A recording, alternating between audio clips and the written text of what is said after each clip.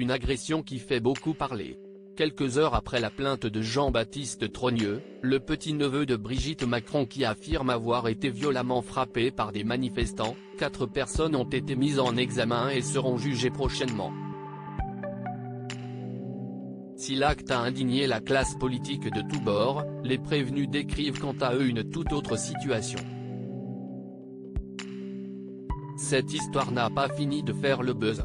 Arrêté par la police d'Amiens dans la soirée du lundi 15 mai 2023 à la suite de la violente agression pour laquelle Jean-Baptiste Trogneux, le petit-neveu de Brigitte Macron, a porté plainte, 3 hommes et une jeune fille ont été mis en examen ce mardi et seront prochainement jugés.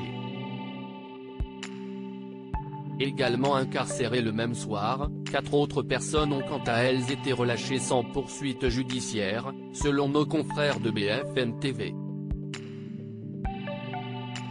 Une annonce qui satisfait la famille du jeune homme, patron de la chocolaterie familiale Trogneux.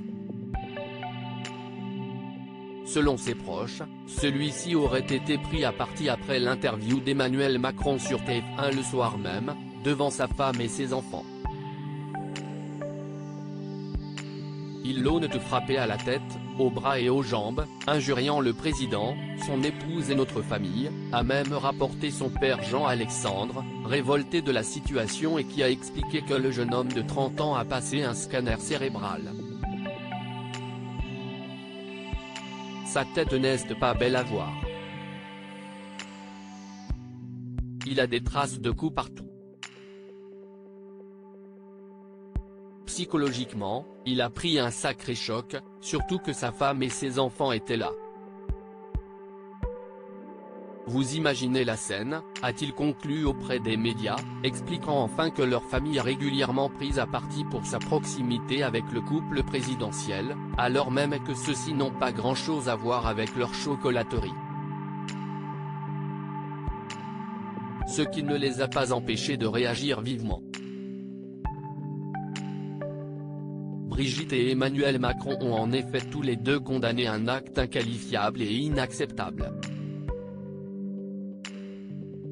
Tiffaine Ozière, la fille de Brigitte Macron, a quant à elle réagi sur Instagram par une citation, « La violence sous quelque forme qu'elle se manifeste est un échec ».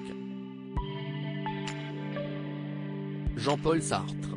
Pensée et soutien pour toutes les victimes de la bêtise et de la violence, a-t-elle écrit, taguant son cousin et 2 mères récemment agressés.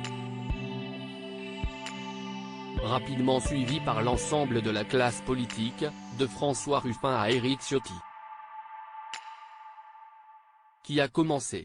Mais les mis en cause, eux, n'ont pas tardé à exprimer une toute autre version de l'affaire.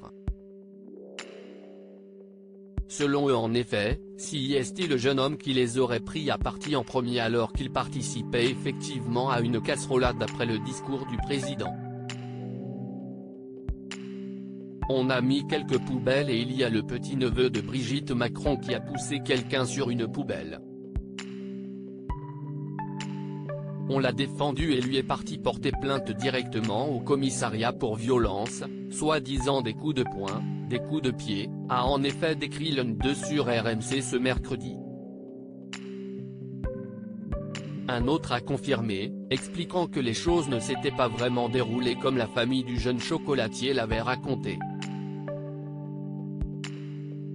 On a retenu la personne de la boutique qui voulait frapper un de nos camarades, et si est-il lui qui se retrouve en garde à vue pour rien du tout. Le neveu de Brigitte Macron a bousculé notre camarade, on est venu pour séparer et quand on est reparti il y a la voiture là-bas qui est venue, ont-ils lancé. Alors, l'agression ne serait-elle pas ce que l'on pensait?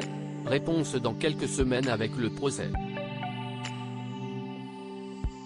Les 4 accusés restent innocents des faits qui leur sont reprochés jusqu'au jugement définitif de cette affaire.